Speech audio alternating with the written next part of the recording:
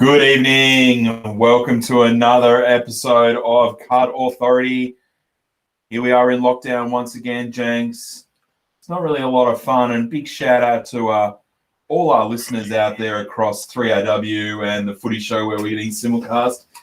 Jenks, welcome aboard. It's been a busy week with all your media commitments. Oh, look, mates, I've been trying to take Card Authority and the hobby to the masses. No, but on a serious note, it was definitely a good opportunity to jump on with Chompers? Yeah, with Chompers on 3AW, and then for them to cut it up and use it for that funny little segment with the Footy Show. Yeah, on the Footy Show is always funny as well. So good stuff. I think it's just good for the hobby. It's nice to be able to get some recognition for the hobby. And I think that everything that anyone does, and I know the guys at Cherry certainly push a lot of media commitments and stuff, which is always great. So yeah, a little bit of fun and nice to sort of just get cards out there a bit more as well. So for people who didn't know, Jenks was there was a little segment on Chompers' show Early Morning 3RW, which is a big Melbourne drive show here. Number one. It was Neil Mitchell's show, which he was filling in for Neil Mitchell was on holiday. So. And Jenks gave a little bit of a rundown on where the current lay of the land is with the card industry and how busy it is, and asked him to, give a few valuations on cards and things like that. So it was a good little bit of fun. Yeah. But look, it's been a really big week here. G'day, everyone. Look, everyone's saying hello. Big hello to everyone. There's way too many names for me to go through individually, but thank you, everyone. Welcome back on board. It's always good to be here, especially during lockdown. So look, it's been a crazy week. Yeah. And, putting cards aside, Sydney's in heavy lockdown. Yeah. Victoria is now back in lockdown again. It almost feels like a little bit of deja vu from last year. Like around this time last year when the whole country was in lockdown, I saw just before South Australia has run into some issues, so they're imposing a few restrictions here and there.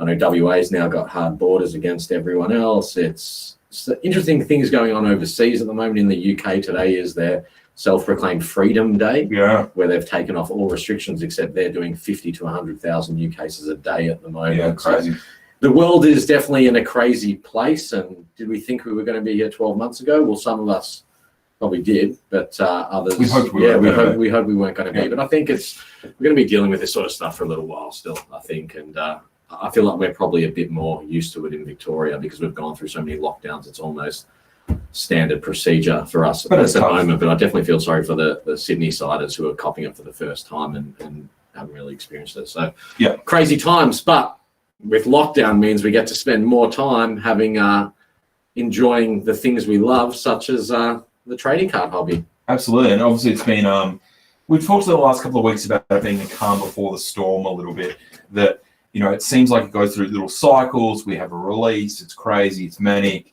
everyone kind of drops off a little bit, and then the sniff in the air, the smell in the air of a new release, and that certainly has started to happen with Optimum being not released, but certainly teased the other week. What's your early takes on it? Have you heard any information? Obviously, you own Select. Yeah. So you can't tell us too much. Aside from the fact that the masses, support the fact that I own Select. And thank you, I have to be careful here because a lot of it is obviously commercial in confidence, of course. Whilst I spent my days in what area there? Carrum Downs, is it? Whilst I spend my days in Carrum Downs and Sydney, I go between the two on my private jet, of course. And then I have to come in here and do the podcast. So I need to be very careful how I talk about my other business, of course. And, between them owning Panini as well does make things a bit difficult. But look, on a serious note, obviously, Select dropped a teaser out of the middle of nowhere last week. What's the name of the release again? Optimum. So they've dropped it. I suppose the Optimum name starts to really follow the dominance sort of theme and stuff like that as well. Lucky for you, your prediction of it being Legacy 2.0 was not correct. But in saying that, we have no idea what's going to be in this product. Certainly rumors abound, like there always are. There's always lots and lots and lots and lots of rumors going into every release, and there's everything from people putting up a full list of what they believe's in every packet and the ratio of every single card through to the names of subsets and types of subsets. So certainly heard a lot of rumors. Some of the ones that I think have a bit of weight to them maybe, or people have been able to maybe substantiate. Optimum Prime, yeah, Optimus Prime. I did think that at the time. I'll get to that done. So a couple of key ones for me is you always get a good idea from signatures because of the signers, and there's certainly people within the trading card community connected to different clubs and players at a variety of different levels. So I have been fortunate to have both seen and heard some things with respect to signatures. So from what I can tell at this point in time, obviously draft pick signatures are back, but there is definitely more than there's more than one variation of a draft pick signature. Awesome. From what I've seen and what I've been told. And it's actually come from two different players, two different clubs now as well. Okay. It is definitely that. Yeah, there's more than one DPS. There's got to be some sort of variation. So there might be like a blue and a green. And from I mentioned it to you the first time someone said something to me. Was it something like a total numbering of maybe 300 or 310 or something like that, which was what was initially mentioned to me of, hey, I just signed 310 of these cards, sort of thing. Like that was the context of it. So, I don't know for fact, but I know that, there's players that sign DPS cards that openly sort of declared like, this is how many that I signed. And there were a couple of different looking ones sort of thing. So to me, in my mind, without them having, without a player or a manager understanding footy cards, to me, it seems like, okay, well, there's 300 or 310. They said they looked a bit different. So at least there's two variations. Maybe we're moving to that period of where we were a while ago, platinum and gold draft pick signatures or silver and gold. Which has been successful in the past. So one was a shorter print, lower number than the other.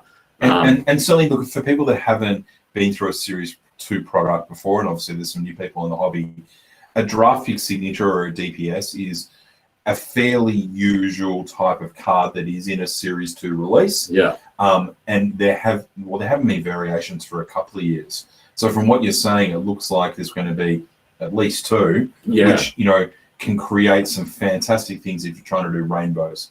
And like what they've done with the parallels in Prestige. Well, you've seen the success of Prestige year on year, through both years, and it's clear that people have really enjoyed the parallel chase and it's added a new element. I think that also lends towards the notion of we know all these other people are shifting across from NBA and other international sports who are more used to that type of thing. Like you look at an NBA product, there's like 10 different variations of a signature. It's all the same card, just a heap of different variations. So I think it lends to definitely to that notion. I think with what we've seen Select implement over the better part of the last sort of 12 to 18 months, they are being... They're acknowledging the wider marketplace and the global market of what's happening with trading cards, and as a result, they're definitely taking inspiration, I think, from certain things such as those parallels or maybe variations of signatures or whatever it may be. So I personally, I'd love to see. I really hope it's the case. Thanks, Siri. I just activated Siri on my watch. I very much look forward to it, and I hope that that's the case. One of my favorite releases, as I've said before, is Future Force 2017, where they had multiple, 3 variations of signatures numbered to 250 and 25 sort of thing. And to me, that they are just, they're up and coming. They were up and coming players at the time. Some of them have developed really well, others not so much. Drafting signatures. Is that the Warple, the Rosie, correct? Sam Walsh. Yeah, exactly right. Hunter Clark, Jack. Hunter Clark's in that one. That also had the other parallels in it. So I'm really looking forward to that aspect of Series 2, and of course, I want to know more about the other big case hits that are coming in. Are there other subsets being introduced, or is it just going to be a standard holographic, or what's it going to be? Talking again like about Dominance last year, which was the most recent Series 2. Again, if you haven't been through it, if you get a case, and obviously none of us can buy cases anymore, but there was a big master case hit, which was the captaincy. That's right. There were then another dominance card, correct, which was effectively another case hit. There was an influential, which was a case hit. So the influential was new. That was introduced in 2020, which didn't exist in 2019. So that became an extra hit for the second iteration of dominance. And then plus high flyers. So you found yourself that there were literally 6 boxes out of the 12 that had a case hit as such that were a monster hit. So you would think if the theory that's being applied at the moment, and it's very obvious, is, you know, the strength of the secondary market and the value of cards is what creates strength in the primary market. A box of cards, a packet, a box, a case, whatever it may be, can't have demand if there's no secondary market demand at a collector level or at a whatever, flipper level, speculator level, whatever you want to call it, doesn't really matter. So it seems very clear that the card companies and the card publishers have a very good understanding now of what takes place on the secondary market. And as a result, they create their product and the ratios of their product and the disbursement of their product to ensure that the value is there, so that when their primary market customers, who is everyone, the end consumer, buys their packets and buys their boxes, you're going to be pretty hard pressed in the current day market to get value that's lower. And as a result, they add things or they create things in the product. Now, we know with AFL in the domestic market, numbering is the really big thing. It's all about numbering and you know, really showing the finite number of cards that may exist to give it its you know, its perceived value, so to speak. So I think that given that they introduced an influential as an extra case hit, was it one per case or one in two cases? No, it was one per case in 2020 for the second version of Dominance. I felt like that was being reactive to the market, and then having researched it and having a better understanding that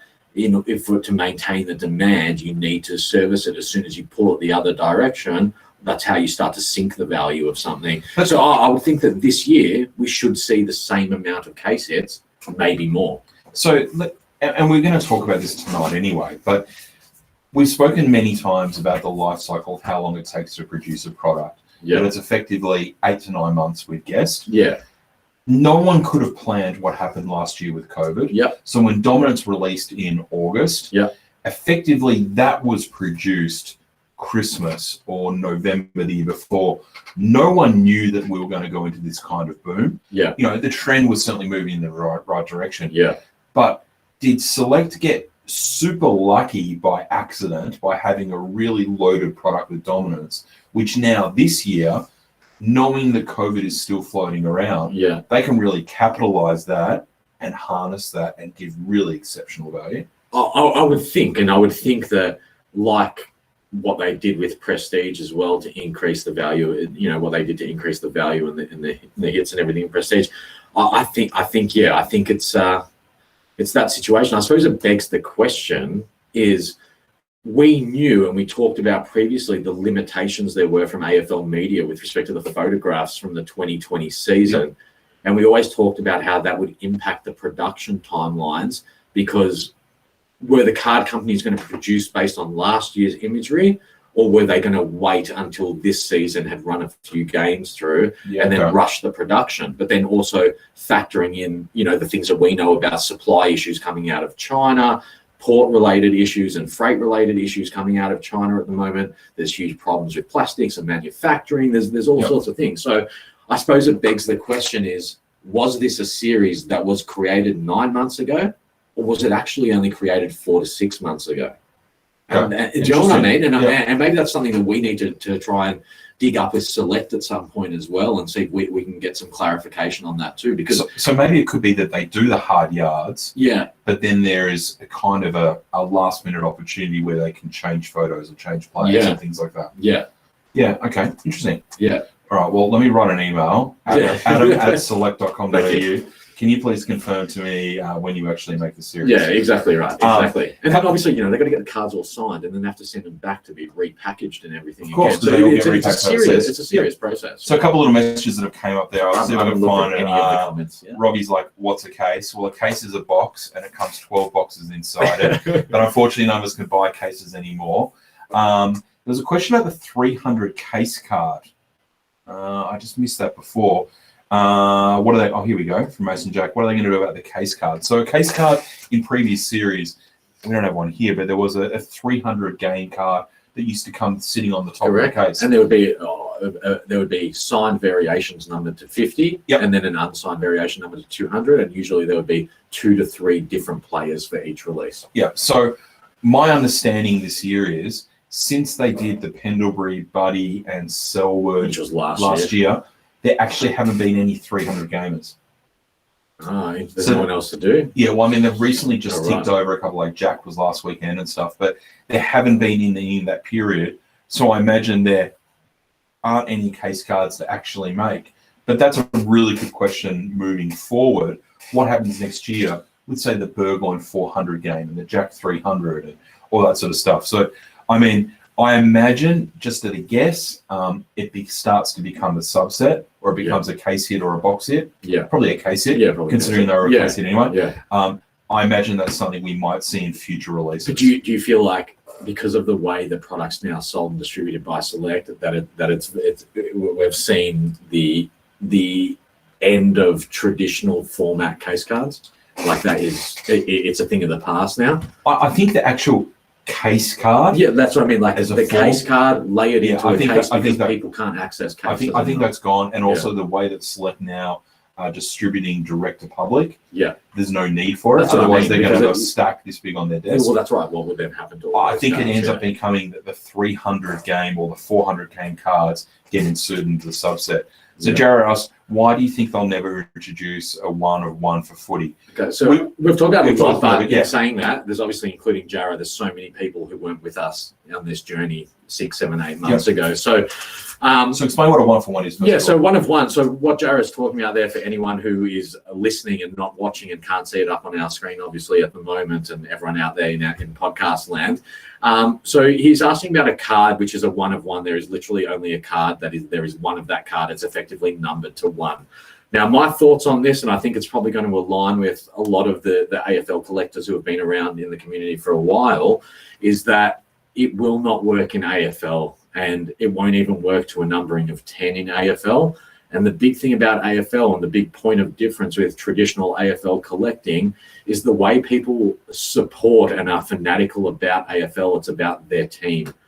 Whereas internationally, people collect players or collect real particular things. For AFL, it's always been underpinned by team collectors. And you do have master set collectors, and you've got player collectors, and the player collectors are becoming more prevalent now. But at the end of the day, in my opinion, what really underpins AFL cards, and if you take all the hype and everything else away, is the team collectors. To explain what a master team collector is, for example, I'm a Richmond master team collector, where I'll go and collect every Richmond card from the series. Yeah, one of every card from every series, and you have to have them all. And I think the big problem is when you start to reduce your numbering so low. So 1 of 1 certainly does it, even to 10. And I'd argue the sweet spot of 25 is a real sweet spot. And if you go below that, you're alienating too many people. That's when you start to really change the landscape in a big way of how the cards can be collected, and it can probably start to have a really detrimental impact. Now, does it happen over time, and the key to it and adapting has to happen? Maybe, but I think that's something that becomes detrimental. This is a great point that Lucas just made. Jumper numbers and 001s are our versions of 1 of 1s. That's how I see it. That's a great point. And I think that's exactly right, and I totally agree with you, Lucas. I think the people who are intent on having something really unique that no one else has, it's now jumper numbers, 01s, and even low numbers, or a particular number to an extent. Yep. The only other thing I wanted to add to it, and again, I really be happy to open this up as well, is given the growth of participation in the hobby and how big things are, and we look at it from a hard data perspective, and most of you guys out there who are watching and listening now see it in physical form on things like Facebook and forums. How many new people you see, how many posts a week from someone you've never seen before, how many people's trying to ask for a card, how many trying to sell a card. It's an acknowledgement of how many new people on literally a daily basis now are coming into the hobby and also moving into AFL. Is cards numbered to 40 the new number to 25? Yeah. Like 7, 8 months ago, I was very strong of the opinion that 25 was the market-tested, researched point of critical mass, where if you went below it, the alienation basically starts, because there's still not quite enough team collectors to go past that sweet spot. But now I feel for most teams, a card number to 40 in rareness terms, because of demand versus supply, is what a card number to 25 was a year ago. Yeah, but I think also too that we get into that situation where just because everyone wants a card doesn't mean that that card should be available for everyone. Totally. And there are certainly some cards that have to be unobtainable. And I know personally from my own collection, there's some cards numbered to 100 or 150, such as like the 96 and stuff like that, that I just can't obtain. So imagine you can't get that now, and that was numbered to 150. Imagine that was only numbered to 50 at the time. Absolutely. Your 3 years of trying to find it all have become 9 years trying to find it. And that's part of the chase. And that's part of the chase. Totally, I agree with you. Yeah. It's to me, it's not about entitlement, and obviously the fact that everyone has the same ability to get something. They may not have the same means. They may not have the same amount of time or the same amount of money or the same resources to get it. But ultimately, something gets released to the market and everyone has an equal crack at it. Sure. Mine is that you have to, as a card company, as any type of business, you're always going to have people upset with you. But that's right. You have to find the balance, and you have to appease the masses, whilst at the same time you're going to upset a minority as well. And I think it just becomes that point of critical mass, or it tips over, And what is that point? And I think, again, for NBA, NFL, MLB, all that sort of stuff, it's culturally ingrained that people aren't really team collectors. And if they are team collectors, they already know that the one-of-ones are unrealistic for them to acquire them because of the global reach of trading cards. So it's different. It's a couple of comments that have come through. So look, obviously Ashley here said, look at booklets from Supremacy, numbered to 25. So many collectors can't fill their team set because it's just too hard to obtain. And I think that's a combination of a couple of things, Ashley. Obviously numbered to 25, plus also Supremacy is just such a desirable product. People have these cards absolutely tucked away. There was another comment. I don't know if you saw in the week, Regal released an ANZ commemorative set, which was, I think, 200 odd cards. Let's talk about it, but it's just Essendon, Carlton, Alan Didak, and Collingwood, Essendon. Yeah, Dustin Fletcher. Oh yeah. And there was 2 101 cards in there with the most amazing Anzac Day patch. So this is the Regal release, obviously, that's just come out this week. Amazing full card looking patches, incredible of the Anzac patches. But would you buy it being a secure supporter? Well, no, it's not for me. It's not. You know what? In saying that, if I had that card, it would end up in my display.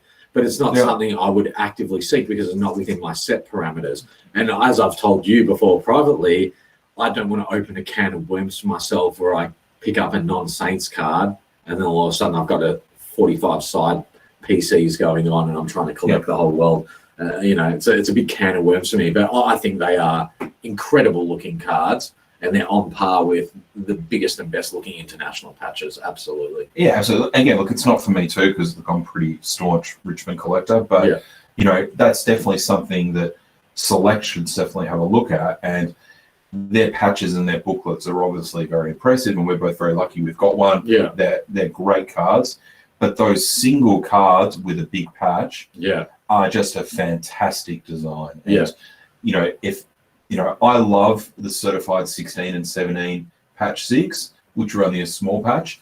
But gee, can you imagine if Select did something with a half patch card or a full patch card with a signature?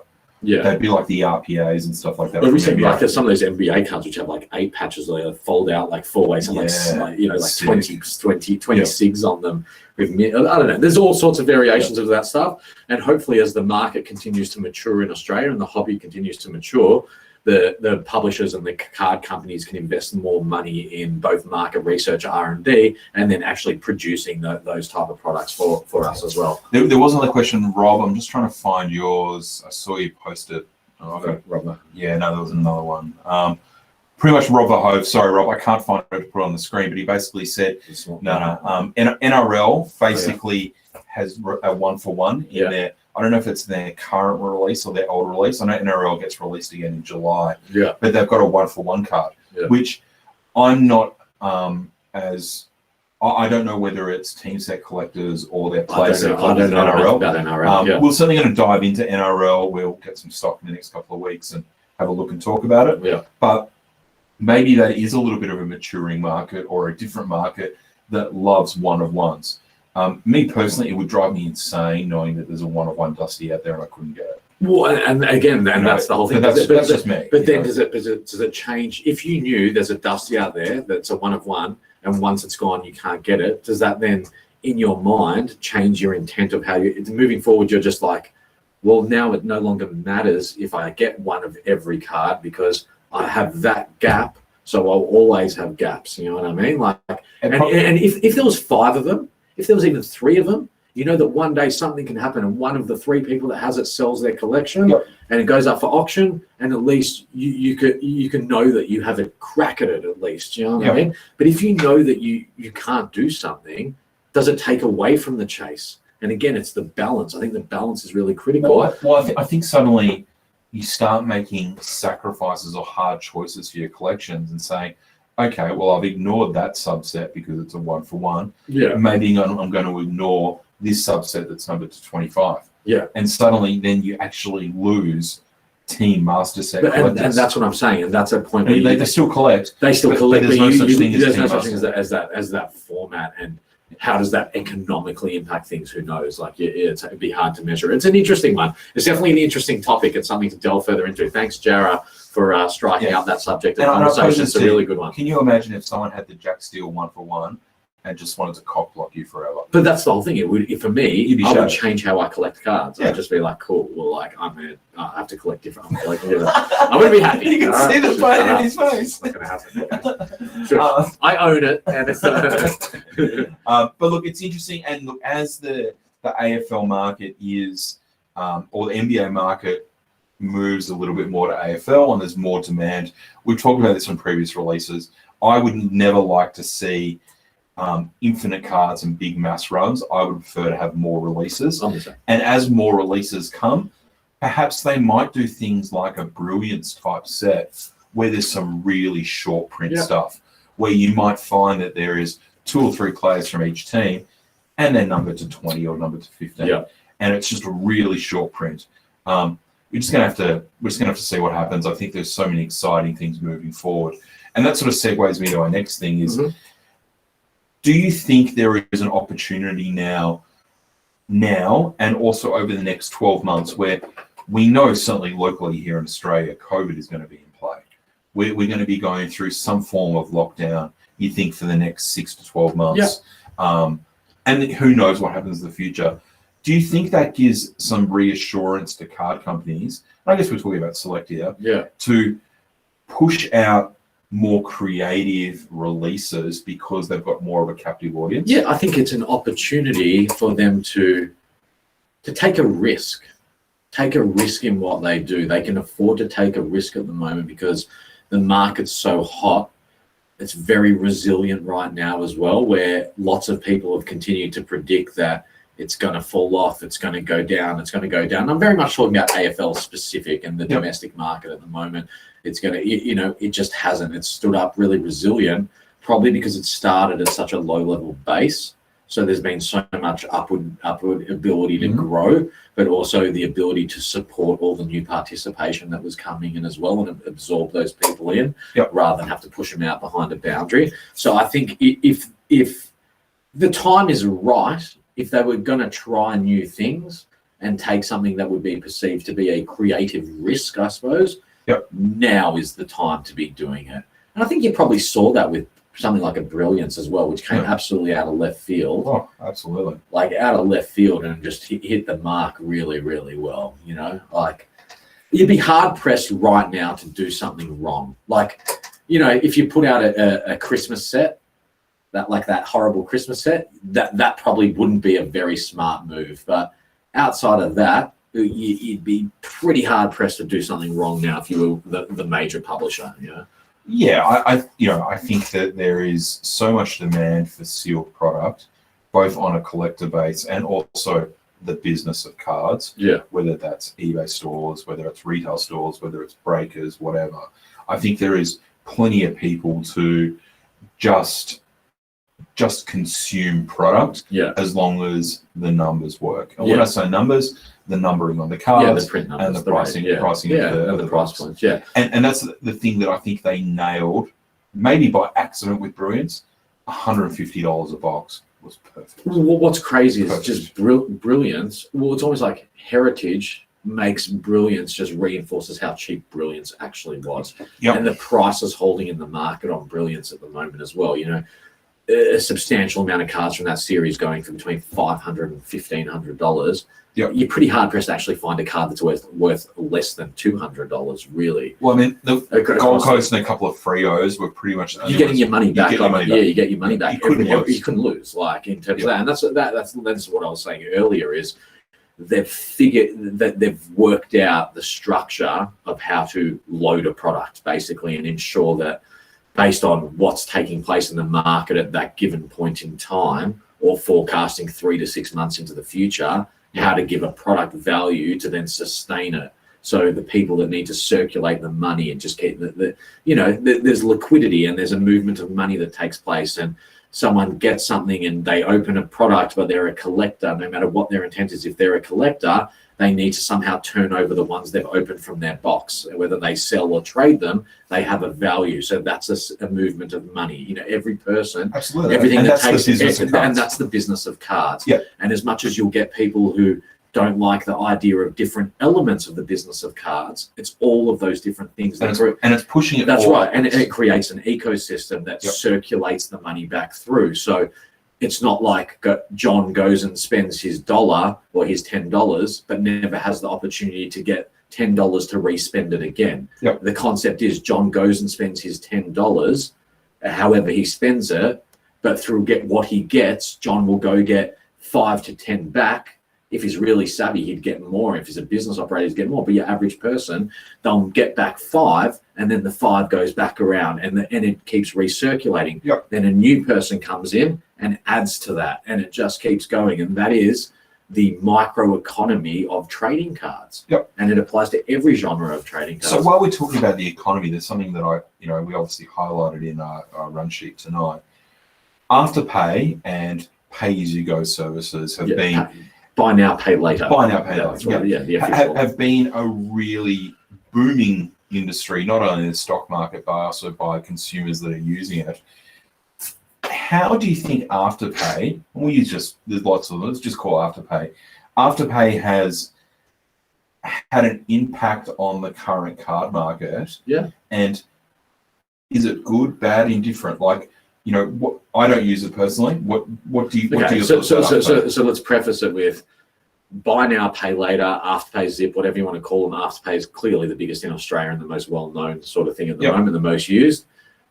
It's not just trading cards or collectibles. Everything. That they have impacted all consumer spending and the way people consume and the way people spend money across the spectrum. There is no doubt that buy now, pay later has especially during the whole COVID situation, has probably made a serious contribution to the world not going into a recession, to be honest, because it's actually fueled consumer spending, it's fueled discretionary spending. And at the end of the day, trading cards, there are, yes, investment in trading cards, but the vast majority would view trading cards as discretionary spending. So it falls into the category. Now, buy now, pay later is a really interesting thing. There's a lot of strong opinions on it about the ethical and moral nature of it, about the debt trap side of things, about the unregulated credit being issued, all that sort of stuff. It's a thing, though. At the end of the day, it's a thing. It's not disappearing. Although it's quite unregulated at the moment, it will begin to become more regulated, but it's obviously out there. It's a thing. It has had a huge impact on trading cards. So do you think that it's created a perfect scenario?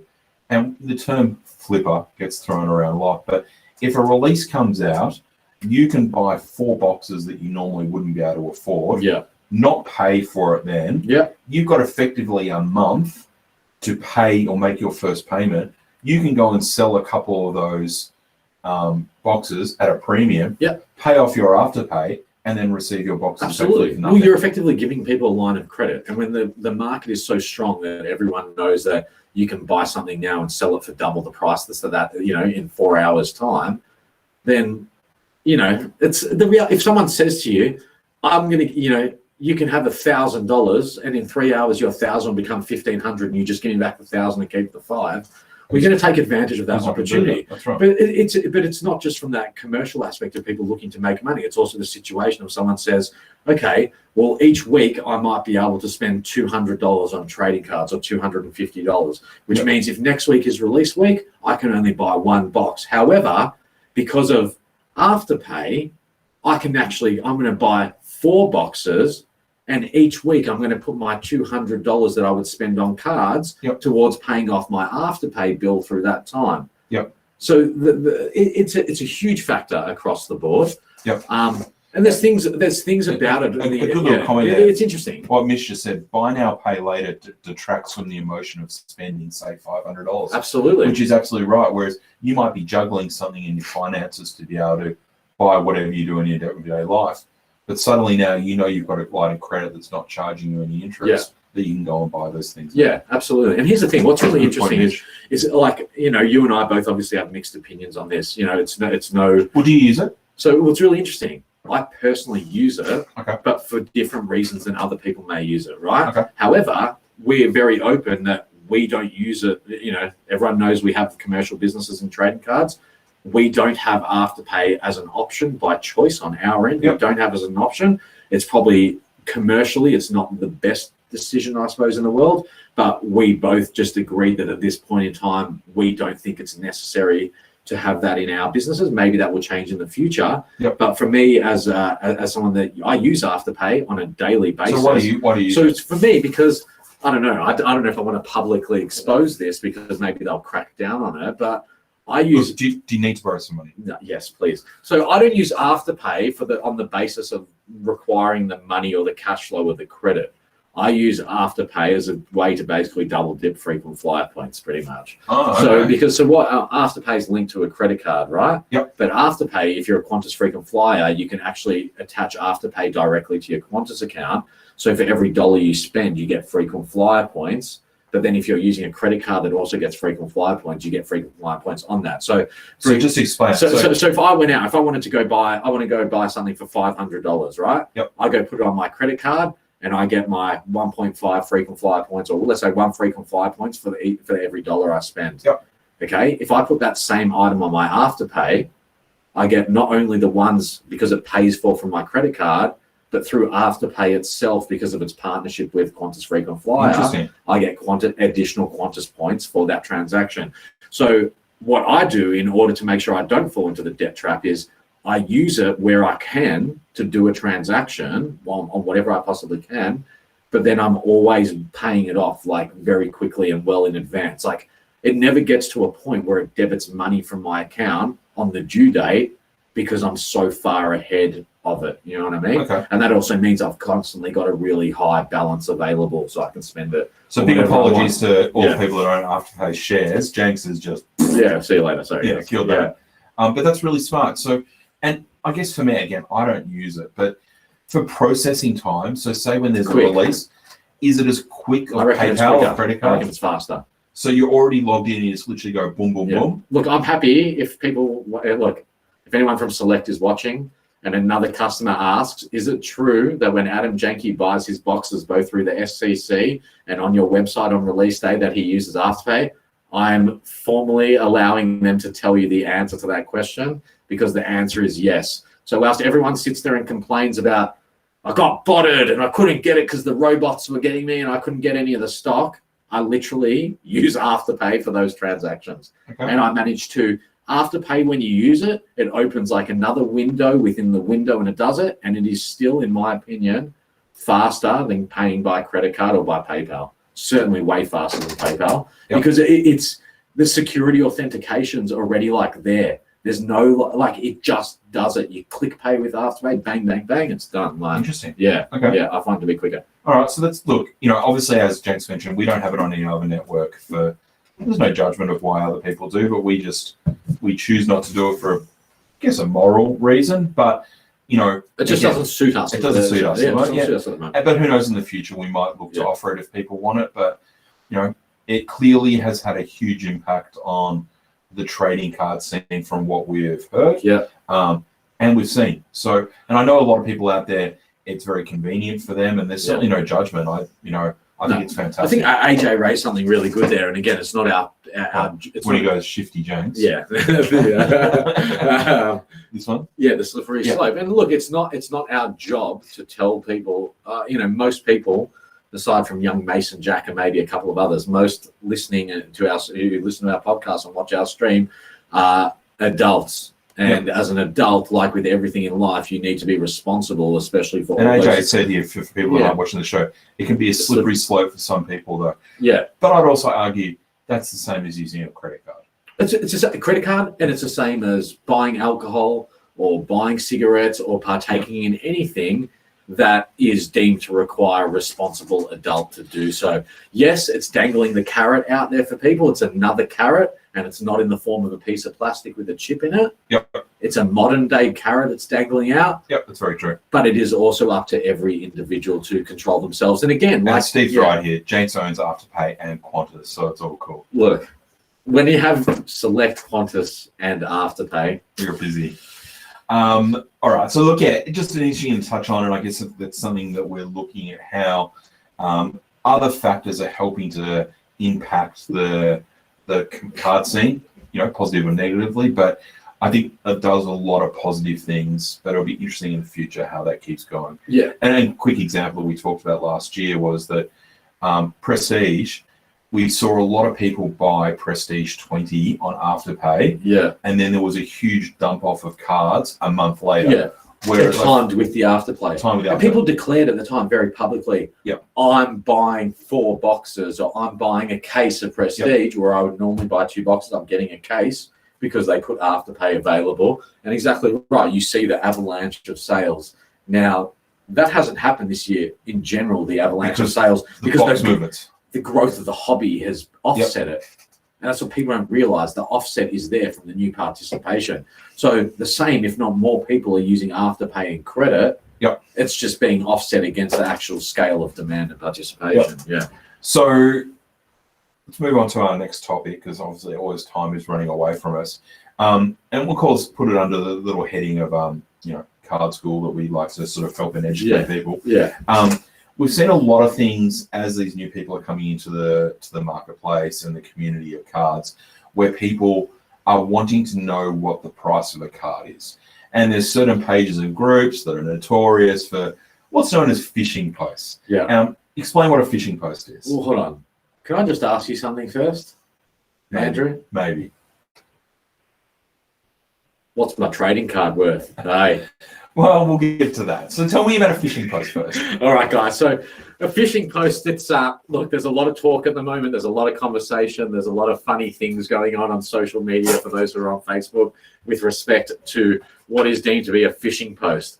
Let me just preface this with, as we've said before, the more people that are coming in, the more education is required, and the more the knowledge of the people who have already been involved in cards is required to set those people on the path of righteousness. Yep. However, come on, get to it. Phishing post. What's a phishing post? Amongst those people is some genuine phishing, and phishing is exactly as its namesake is casting a line out there in the way of a card, which is probably a photo or an image of a card, and some sort of story associated with it that's going to trigger a piece of human emotion and make people offer you money. It's basically phishing in its true intent is trying to find someone to pay the maximum amount of money. Or to catch something. Yeah, to catch. You're catching someone, and this time you're trying to catch a person to take your card off your hands and give you the most because they don't know what they're doing. Yeah, so we were having a few laughs about this the other week, and we created a Facebook page, which is called... Yeah. It's called, what's my trading card worth, eh? So what started as a little bit of a joke has now been a page that's caught a little bit of traction, and you can certainly go and find that page if you'd like to, or group, should I say, where we want to give people an opportunity where they can come and ask what a card is worth. Yeah. Obviously, we approve humor and satirical posts. Yeah. But also it came about in that way. We did absolutely. it. Yeah, we were just having a big laugh a couple of weeks ago. It was going on. And then I just turned around to Ed and I was like, oh, what's my trading card worth, eh? And he's like, Yes. Yes. And then we like start creating this, and we're like, let's make a page. This is going to be fun. At least then everyone can just come to one place and basically troll the shit out of each other. And fish for fun. And then we're like, well, you know what? It's a real genuine thing at the moment. Yeah. So we also need to have a willingness to actually answer, because there's that page in particular, there's legit people joining the page and asking the legitimate question. Yeah. And it's a perfect example of people don't understand if someone's taking the piss Yeah. or if it's a legitimate question. So education becomes important. On the basis of it, and obviously we want everyone to come involved and have some fun on that page, but if you also legitimately do want to know what your card is worth, and I don't know, I'm just going to say the funniest thing in the world. I'm looking at my other screen right now, and notifications are literally popping up right in front of me going, Simon so-and-so has requested to join. What's my trading card worth? Like literally people are actually everyone come on board. They're doing it in real time right now. It's excellent. So we want people to obviously have more confidence, and I can't speak for you, but I know definitely I get tons of messages every day asking for help with pricing cards. And you obviously probably get the same too. Yeah. For someone that is relatively new in the hobby, and might not have the same sort of network of people that we know, can you give some tips to some people? And look, a lot of these people on this thread know how to price a card. Yeah, but there's so many people listening now that don't. Can you give some pointers of how people can actually go about trying to price a card? Andrew, yes, I can. So absolutely. Let's use, for example, this card. What is my card worth? A card that I just got up in the cherry break. And I mean, I'm happy to put this out to fish. I don't want lowball offers, but happy for offers over $3,000. Yeah. But how would you go and find out what this card is worth? A Trent Clutch Umbrella double. And so, ladies and gentlemen, we're not going to give away all the secrets in one episode. Be serious, straight enough. We're not giving it all away in one episode. So each week we're going to give a couple of tips on how to actually value cards. So, tip from the first ever segment of What's My Trading Card Worth, is the bare basics in the modern marketplace of how to value a trading card is to basically work out the levels of supply and demand and what they're going for within the market or have been going for. So the first step is to basically run an eBay search of that particular card, but run two types of searches. The first search is to see what's currently available on the market. And the second search is a completed listing search to see what was available on the market and what happened to those. Did they sell? Did they pass in? Did they have offers accepted? So let's give this a tangible example. There's one of these on eBay selling for $500. Okay. You can buy it for $500 right now. Yeah. But you go into completed listings and you see one sold for $395. Yeah. And another one sold for $380. Yeah. Where would you say the true value of that card is at that point, from that information? Yeah, so from that information, I would dissect it a little bit further and I would look at when those previous ones sold and what's happened to the marketplace since. If we're looking at let's say a month ago. Let's say the sales took away 4 weeks ago. Okay, market's grown a little bit, but it's relative. There's one available at 500, so your market depth and what we call the market depth is 1. It's 1. It's limited to 1. The previous sales around the 380 mark, the value of the card clearly sits somewhere between $380 and $500. It's then up to you to make the decision and think for yourself, okay, it's $500. It doesn't have a best offer function. There's only one listed. The last two that got listed sold straight away at $120 below that asking price. As a Richmond person, as someone that wants that card, how many other people do you know of that also would want or need that card right now? And how many do you think there are going to be in the near future? And you then have to make that decision and think to yourself, well, is the card worth 440, 450, or is it actually worth the full 500 because there is only one?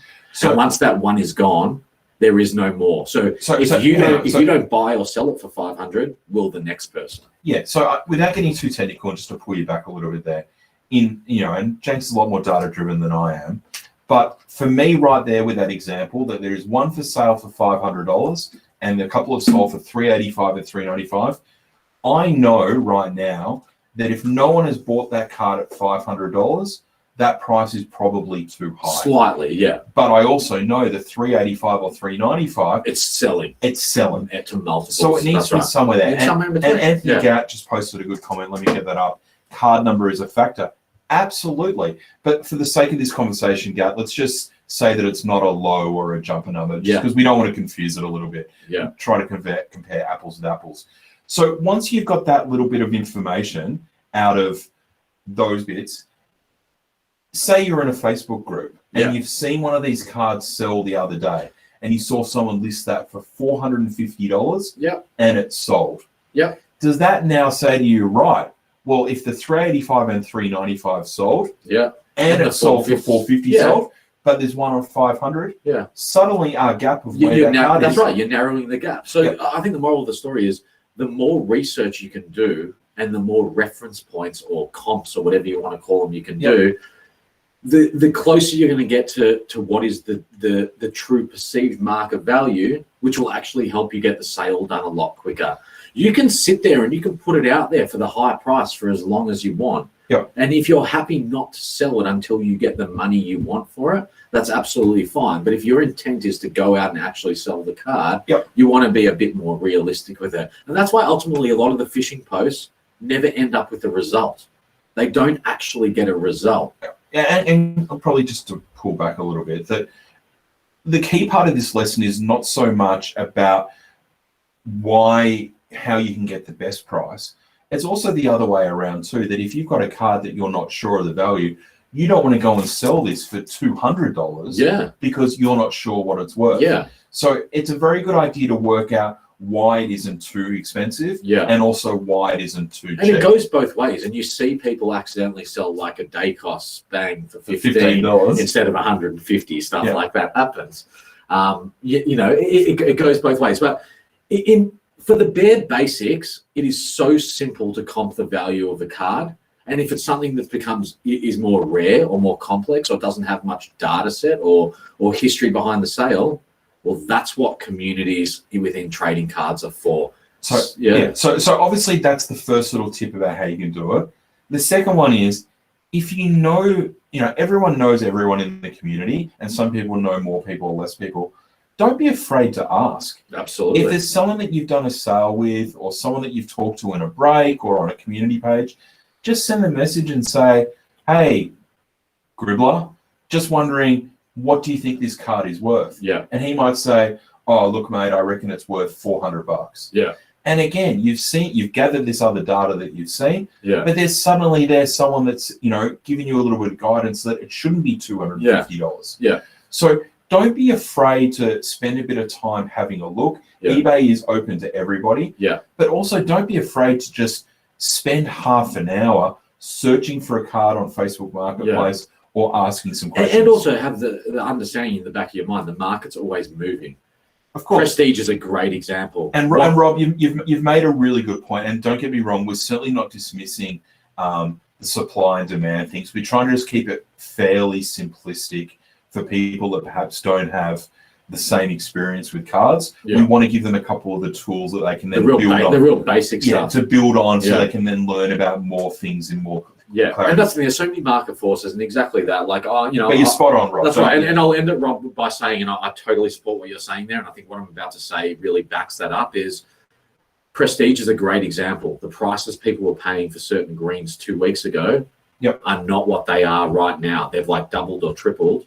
And again, right now is not where they're going to be in a couple of weeks as well. So a comp from doing a comparison price on, a particular type of green from 2 weeks ago is not what the true market value is now. It's worth a lot more right now. And that's where having to look at a multitude of different variables and speaking with other people and really doing your research comes in. We just don't want you guys to have a howler either way. We don't want you to put up a $500 card for $1,000, and we don't want you to put a $500 card up for $200. It's not an exact science. As we've said many times, a card is worth what someone is willing to pay for it. Right. But as long as you can get it as close to a good range, fantastic. And look, we're certainly going to look to try to keep helping with some of these things over the coming weeks, because the more people that we can educate and help be better citizens of the card community, the better it is for everyone and more enjoyable experiences. But we certainly welcome any comments and feedbacks about this. And if there's things you guys would like us to talk about, reach out to us. We can certainly do it. And Rob, just to clarify, AJ doesn't own just half of Toorak. He owns half of the entire municipality. So there's a lot of suburbs that fall into that area. All right, well, we're about to tick over the 1 hour mark, and we know that we're trying to keep things a little bit quicker. So let's move on to our favorite segment, unicorn hunting. I've been a bit lax actually putting up the artwork on the website. I'll try to find some time to do that tomorrow, but kids at home and work and doing all Jenks' stuff. And the other resources. We are working on a few special resources for you guys as well for Card Authority too. But what I will say is that we had a great message today from Sean, who a few weeks ago wanted a Sam Walsh Red Future Force that we were talking about before, and picked one of those up today, which was fantastic. So Rob, he owns Malvern, I own Turak. So well done to Sean out there who got his Sam Walsh fantastic 2017 Future Force card. Numbered to 40. Really rare. They seem to be, and I'll tell you what, I don't know if it's just me, but 2017 Future Force has hit like hard in the last 2-3 weeks. Wants it. Feels like everyone wants 2017 Future Force. They are, and those cards again, the green six and the red. Hard to find. Back to the unicorn. Anyway, so congratulations to Sean. Well done. So pleased that we're able to land another unicorn. Not that we had a lot to do with it, but we put it on the radar, and he was very appreciative. So well done to you. But this week, and I know this is going to make one listener happy. I haven't told him that I'm going to do this one tonight. But Asher Ezekiel, obviously a very regular member, is looking for a Jack Viney Gold Future Force signature from 2012. Now, when I told Jenks that we're going to be using this for our unicorn, he had a slight chuckle, saying that they are as rare as hen's teeth. They're as rare as unicorns. They are as rare as unicorns. So if someone out there, and I know there's a few Melbourne collectors that might have some piles of cards, if you've got a Jack Viney Gold Future Force signature 2012, Asher will certainly like to talk to you either about a sale or a trade, or you can get in touch with me and Jenks and we can help facilitate something. We're not paying for it. Yeah. We're not paying for it, but we will help. As I said, Jack Viney Gold Future Force signature. He's never seen one, as he's commenting on there. If someone can help him out, he will be happy to pay millions of dollars. Super rare. From memory, they were numbered to only 30, those ones. And again, so hard to find. I said AJ before, there's a no-name Saints player. I don't even think he actually played a game, Brody Murdoch. And very rarely would you even see that card pop up. So if we can find that, that would be great. That is our unicorn for this week. Obviously, submit your unicorns in via the cardauthority.com.au website, and we will certainly help try to track down a card for you. I know there's been lots of comments and jokes about a few topics this week that, I mean, we're not going to, we'll keep them all offline, but it's all been amusing stuff. But we'll we appreciate the commentary. It's excellent. We see it all. We have a laugh. We're just not talking about it. But anyway, so thank you very much for everyone for joining us at Card Authority. Another fantastic show. Jankovic, just keep doing what you're doing at Select. Great job, mate. I try my hardest. Guys, have a great week. Stay safe, and obviously be kind to everybody. We're in lockdown. It's really challenging. Yeah. Only a few more weeks away, hopefully before Series 2 is released. We can't wait to continue to talk about that and everything else that's going on. And as we said, in the next couple of weeks, we'll be talking about some NRL and a few other things. And what a time. An exciting period coming up. Just looking forward to embracing that next release with everyone. Just the innovation at the moment. Glenn, I'll reply to you. Sorry, Glenn. Sorry. What a time. And can't wait for the next few episodes of Card Authority as well as we start to get closer into release and post-release. Thanks, everyone, for joining us again. Good work.